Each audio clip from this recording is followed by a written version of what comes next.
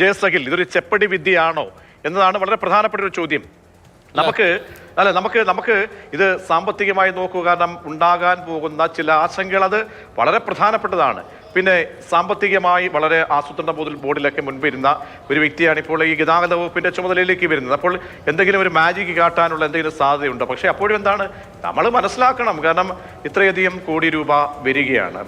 Pension കൊടുക്കണം, ശമ്പളം പ്രതിമാസം കൊടുക്കണം, പെൻഷൻ കൊടുക്കണം, 800 കോടി എന്ന വരുമാനം അത് എങ്ങനെ നികത്തും എന്നൊക്കെയുള്ള കാര്യം. മാത്രമല്ല ഇനി വയോജന വകുപ്പ് ഒരു പ്രത്യേക വകുപ്പായി രൂപീകരിക്കപ്പെടുകയാണ്. അപ്പോൾ അത് അവിടെയൊന്നും നമുക്ക് കണ്ണിൽ പൊടിയിടാൻ കഴിയില്ല. ആളുകളോട് പറഞ്ഞ കാര്യങ്ങൾ നീതി പുലർത്തണം. ആ വകുപ്പിന് പുതിയ വയോജന വകുപ്പുമായി ബന്ധപ്പെട്ട് പദ്ധതികൾ ആസൂത്രണം ചെയ്യണം. അപ്പോൾ അധിക ബാധ്യത ഇങ്ങനെ ഉരുണ്ടുകൂടുകയാണ്. അതിന് ഇടയിൽ ഇതിനൊരു നിലനിൽപ്പുണ്ടാകുമോ എന്നുള്ളതാണ് വളരെ പ്രധാനപ്പെട്ട ചോദ്യമാണ്. സ്ത്രീകൾ ചോദിക്കുന്ന നിലനിൽപ്പ് വേണം, അതിന് ഉപാധിരഹിതം എന്ന രീതിയിലൊക്കെ തന്നെ പറയുമ്പോഴും നിലനിൽപ്പ് അത് നൽകുമോ, അത് കിട്ടുമോ ഇവിടുത്തെ സ്ത്രീകൾക്ക്? പ്രതീക്ഷ, വളരെ കൃത്യമായി തന്നെ ഞാൻ പറയാൻ ആഗ്രഹിക്കുന്ന ഒരു കാര്യമുണ്ട്. കേരളത്തിലെ സ്ത്രീ സമൂഹത്തിന് മുന്നിലേക്ക് കോൺഗ്രസ് ഉന്നയിച്ച ഈ പദ്ധതി പ്രകാരം അത് കണ്ണിൽ പൊടിയിടാനാണെങ്കിൽ കൃത്യമായിട്ട് പ്രതീക്ഷ നേരത്തെ പറഞ്ഞതുപോലെ ഒരു അന്വേഷണ കമ്മീഷനൊക്കെ വെച്ച സമയം കോൺഗ്രസിന് ആവശ്യം പോലെ എടുക്കാമായിരുന്നു. പക്ഷേ ഇത് ജനങ്ങളുടെ മുന്നിൽ ഞങ്ങൾ പറഞ്ഞ വാഗ്ദാനം പാലിക്കുക എന്നുള്ളതാണ്. ആ ഉത്തരവാദിത്ത ബോധ്യത്തോടു കൂടി തന്നെയാണ് ഞങ്ങൾ ഇത്തരം പ്രവർത്തനങ്ങളുമായി മുന്നോട്ട് പോകുന്നത്. ഇപ്പോൾ ചിന്തയുടെ ആഗ്രഹവും കമ്മ്യൂണിസ്റ്റ് മാർക്സിസ്റ്റ് പാർട്ടിയുടെ ആഗ്രഹവുമാണ് പറഞ്ഞത്. ഈ പ്രൈവറ്റൈസേഷനും ഈ പറയുന്നത് പോലെ KSRTC നശിപ്പിക്കാൻ ശ്രമിക്കുന്നു, അതൊക്കെ CPM സംബന്ധിച്ചിടത്തോളം അവരുടെ ആഗ്രഹങ്ങളാണ്. കോൺഗ്രസിനെ സംബന്ധിച്ചിടത്തോളം കഴിഞ്ഞ 10 വർഷക്കാലമായി പ്രതിപക്ഷത്തിരുന്നുകൊണ്ട് ഏതെല്ലാം മേഖലയെ ഏതെല്ലാം രീതിയിൽ സഹായിക്കണം, ഏതെല്ലാം മേഖലയിൽ വളർച്ച കൊണ്ടുവരണം, എങ്ങനെയാണ് ജനങ്ങളെ ഇതുമായി ബന്ധപ്പെടുത്തേണ്ടത്, ജനങ്ങൾക്ക് ഉപയോഗപ്രദമായ രീതിയിൽ ഇത് എങ്ങനെ നടപ്പിലാക്കാം എന്നുള്ളതൊക്കെ കൃത്യമായ ബോധ്യത്തോടു കൂടിയിട്ടാണ് ഈ ഗവൺമെൻറ് മുന്നോട്ട് വന്നിരിക്കുന്നത്. ഇവിടെ മുഖ്യമന്ത്രി പറഞ്ഞ അതേ വാചകം തന്നെയാണ് എനിക്ക് ഈ അവസരത്തിൽ പറയാനുള്ളത്. കേരളത്തിലെ കോൺഗ്രസ് വിസ്മയങ്ങൾ ഉണ്ടാക്കിയിരിക്കും, എന്നൊന്നും സംശയം വേണ്ട.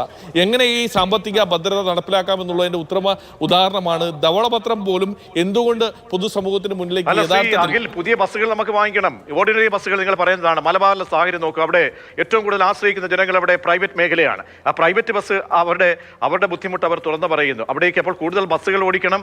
ഈ 15 വർഷം പൂർത്തിയാക്കിയിട്ടുള്ള ബസ്സുകൾ, അത് പുതിയ ബസ്സുകൾ വാങ്ങണം. ഇതൊക്കെ നമ്മൾ ഈ മാനത്ത് നിന്ന് ഇങ്ങനെ നമുക്ക് കൊണ്ടുവരാനൊന്നും പറ്റത്തില്ലല്ലോ. ഞാൻ അതുകൊണ്ടാണ് വളരെ കൃത്യമായി പറയാൻ ആഗ്രഹിക്കുന്നത്. തീർച്ചയായും 1ാം ഘട്ടം എന്നുള്ള നിലയിലാണ് ഈ 15-ാം തീയതി മുതലുള്ള പദ്ധതിയുടെ ഉദ്ഘാടനത്തിന്റെ ഒരു 1ാം ഘട്ടം മാത്രമാണ്.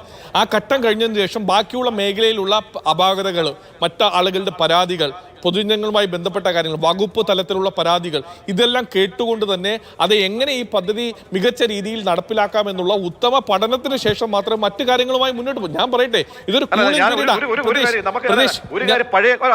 പഴയ കാലഘട്ടം ഒന്നുമല്ല.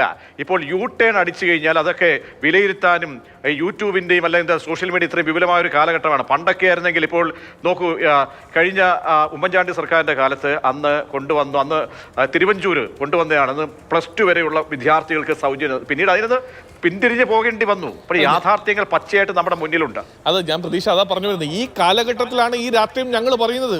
ഈ കാലഘട്ടത്തിലാണ് ജനങ്ങളുടെ മുന്നിൽ ഈ വാഗ്ദാനം പറയുന്നത്. ഇപ്പോൾ ഞാൻ ഉൾപ്പെടെയുള്ള ആളുകൾ മാതൃഭൂമിയുടെ ഈ ഫ്ലോറിൽ വന്നിരുന്ന ഈ ചർച്ചയുടെ ഭാഗമായി പറയുമ്പോൾ നാളുകളിൽ നിങ്ങൾക്ക് ഇത് കൃത്യമായി യൂട്യൂബിൽ തപ്പിയെടുത്ത് നേരെ എനിക്കെതിരെയും പറയാൻ കഴിയും. അപ്പോൾ ഞാൻ പറയുന്നത് കൃത്യമായ ബോധ്യത്തോടു കൂടി എന്താണ് കോൺഗ്രസ് ഉദ്ദേശിക്കുന്നത്, എന്താണ് ജനങ്ങളുടെ മുന്നിൽ എത്തിക്കാൻ ഞങ്ങൾ ആഗ്രഹിക്കുന്നത്, അത് ഞങ്ങൾക്ക് വ്യക്തമായ പ്ലാനിങ് ഞങ്ങൾക്കുണ്ട്. കുറച്ച് ആശങ്കകളുണ്ട്. ആ ആശങ്കകളും ഉൾപ്പെടെയുള്ള മറ്റാളുകളുടെ ആശങ്കകൾ ഉൾപ്പെടെയുള്ള കാര്യങ്ങൾ കേൾക്കാനും ജനങ്ങളുമായി ബന്ധപ്പെട്ട കാര്യങ്ങൾ കേൾക്കാനും അതിന് കുറച്ചൊരു കൂളിംഗ് പീരീഡിന് അപ്പുറത്തേക്ക് ചെറിയ സമയത്തിന്റെ ആവശ്യമുണ്ട്.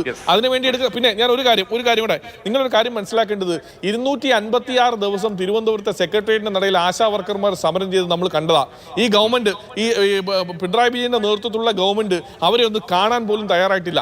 ഈ ഗവൺമെന്റ് ഈ കൂളിംഗ് പീരീഡിലാണ് 3000 രൂപ അവർക്ക് വേതനം വർദ്ധിപ്പിച്ചത്. അപ്പോൾ ഇവിടെ വിദ്യാർത്ഥിനികൾക്ക് 1000 രൂപ ധനസഹായം കൊടുക്കാൻ ഒരു തീരുമാനമെടുത്തിരിക്കുകയാണ്. ഈ ചിന്ത പറഞ്ഞതുപോലെ തന്നെ 5 ലക്ഷം രൂപ പലിശരഹിതമായി അവർക്ക് സംരംഭകർക്ക് തൊഴിൽ ആരംഭിക്കാനുള്ള സാമ്പത്തിക സഹായത്തിന് ഉൾപ്പെടെ ഈ ഗവൺമെന്റ് നേതൃത്വം കൊടുക്കാൻ തീരുമാനിച്ചിരിക്കുകയാണ്. അപ്പോൾ ഞങ്ങളെ സംബന്ധിച്ചിടത്തോളം ഈ കുറഞ്ഞ കാലയളവിൽ തന്നെ ഇത്തരത്തിലുള്ള തീരുമാനങ്ങൾ എടുത്ത് ഞങ്ങൾ മുന്നോട്ട് പോകുന്നുണ്ടെങ്കിൽ ജനങ്ങൾക്ക് ഞങ്ങൾ പറഞ്ഞ വാക്ക് പാലിക്കുക എന്നുള്ളത് തന്നെയാണ് ഞങ്ങളുടെ നയം.